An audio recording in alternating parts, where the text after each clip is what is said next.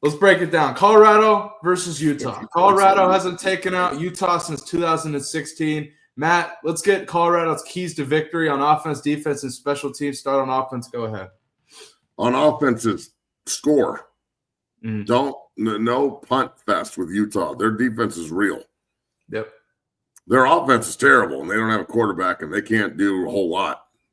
But their defense is fucking real. I just saw somebody in the chat say we were going to score 50 points. On Utah? Nope. No. We ain't scoring 50 fucking points on Utah, dog. I'm sorry. That ain't happening.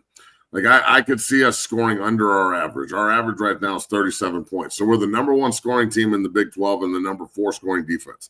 Yeah. 37 points a game on offense. I think 22 or 23 points given up on defense. Yeah. So I think that they'll score somewhere around 24 to 27 points in the game, and they'll hold Utah to maybe 10 because they can't score. So the keys are simple. Don't fuck up. Now, don't play not to fuck up, but don't.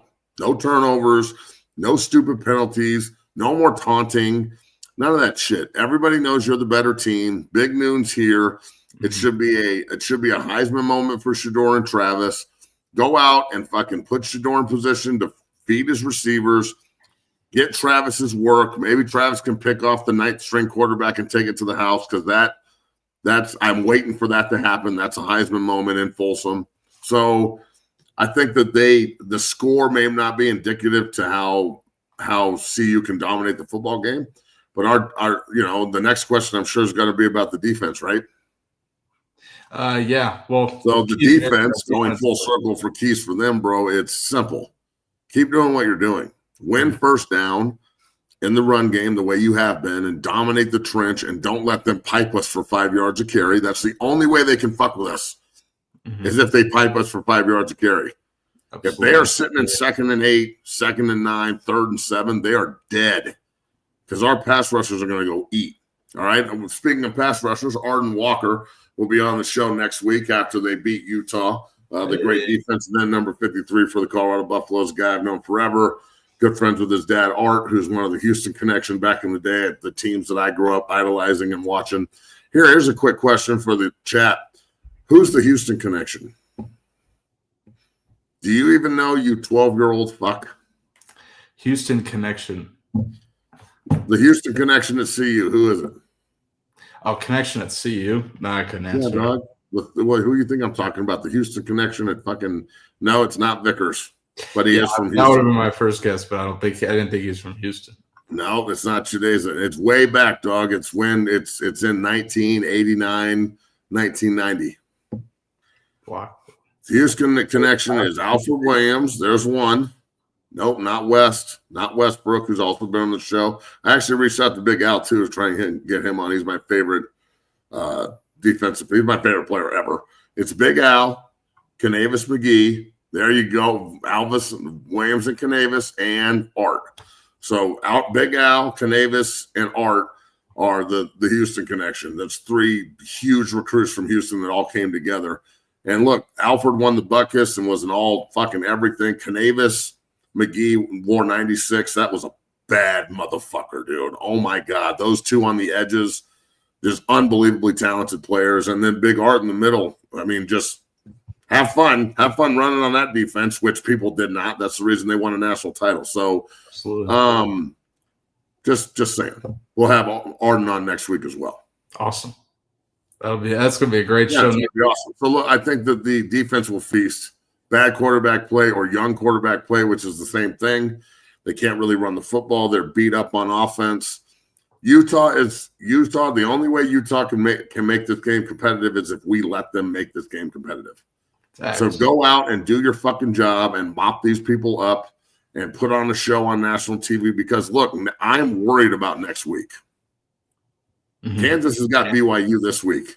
Kansas is beating BYU. Kansas is going to Provo to beat BYU, and then Kansas is going to be like, "Fuck that! We're gonna beat the next team that's going to the Big 12 title game too the next week in Arrowhead, and they're going to be all jived up to try and beat our ass in Arrowhead." That's going to be a really, really tough game. Kansas is not a bad team; they've just played shitty. Mhm. Oklahoma State's dog shit right now. And for some reason, I have no idea how they're as bad as they are. But at least Kansas is pulling out of their funk. You know what I'm saying? Yeah, absolutely. Oklahoma State is just lying in it. They're just like, fuck it.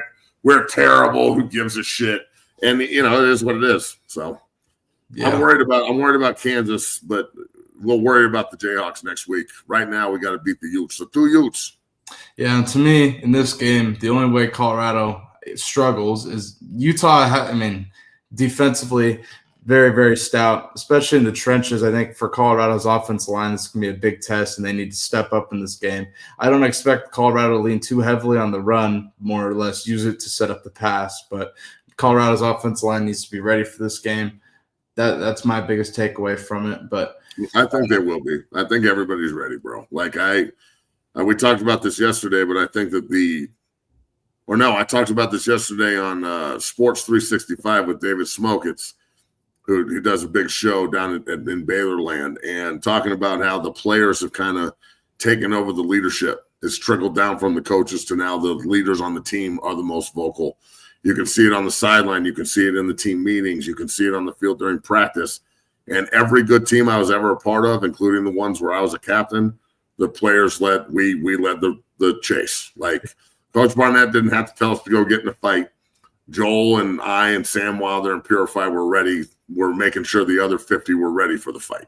You know what I'm saying? So I can't wait to see my dude clap tomorrow, man. I haven't seen him in a while. That good-looking son of a bitch.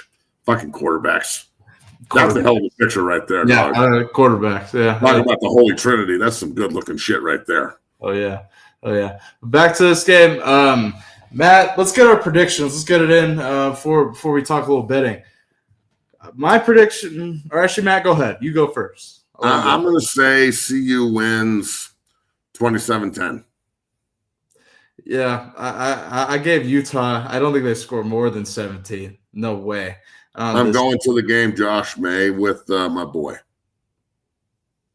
who got invited up as a recruit again. So, oh, nice. I'm going to follow Nick around and watch him bask in his glory. Yeah, absolutely. And dude, I'm telling you, like, one of the coolest things about this, not the coolest thing, is I can only get 2 tickets this year. I've never had that problem before. Mm-hmm. Back in the day, they'd be like, how many tickets you want? Like, I don't know. I got 20 guys coming up. They're like, 40 tickets, fit. You need 60? And I'm like, sure. Now it's like, we only got 2. And I'm like, fuck, that sucks.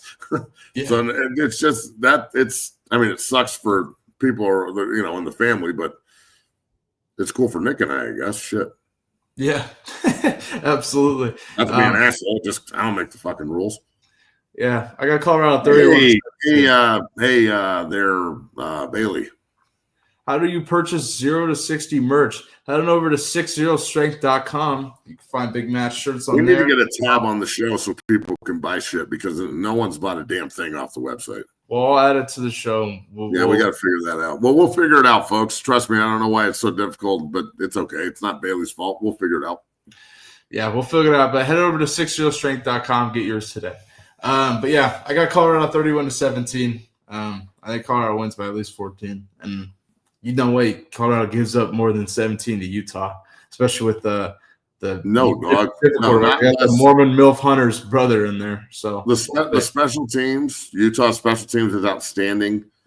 They could return a kick or something because our special teams coverage is not awesome, and it's basically because we can't kick the ball out of the end zone consistently. So I guess they could get us there, but how you really think that offense you watched against BYU, they can't score. Everything they do on offense is like they're lucky to get 7 yards. And when you have an offense like that, it is just the pit of hell. And I don't know what that's like because, being a Buff alum and living in this land that we live in, and then also being a coach of Mount Vista, and we got Fossil Ridge tonight. I'm about to go pick up my son and get ready for game time, our first playoff games tonight. And we are about to fuck these people up so proper, but I can't wait. We are about to run the shit out of these boys. So they're coming down from Fort Collins. They'll be going back quick. We'll running clock them. And then keep this bitch moving to a state title. So let's go. Oh, yeah. Man. Could this be a trap game? Yeah, this could be a trap game, bro. You don't show up against Utah, they'll make you look stupid. Yeah. There's no fucking way that Coach Prime and his leaders and the family affair that it is in Boulder. We've been talking about this all year, the last ride, right? Like the last dance of the Sanders family together. Mm-hmm. They're not going to allow a beat up Utah team to come into Folsom and win right now. No way. If Utah was healthy and they had Cam Rising and this was the game to see who was going to go play in the Big 12 title, which we all thought, like at the end of the year, this last three, Utah, Kansas, Oklahoma State, everybody thought that we would be getting smashed in these games, and now we're 10-point favorites in all of them. Yeah. I just think that their defense is so good. Their culture is so good. Kyle Wenningham is awesome. Coach Harding, their all-line coach, is awesome. They've invited Nick out to a game before we went last year when they opened against Florida. It was awesome. They do everything right there, bro. I don't particularly like Utah, I guess. I don't have anything really against them. I never played against them. But they are a rival. So, it's nice to win a rivalry game, and we haven't beat them since 2016, and there's some really tight losses in there. So hopefully they can go rectify this and put the ball in Utah's court for next year, because we're going to play them every year moving on. Absolutely. I 100% agree with you. But can't wait for this game tomorrow. This could be a hell of a game. I think Colorado wins by 14 plus. But Utah definitely could be a trap game for Colorado if they don't show up. So they got to come ready to go.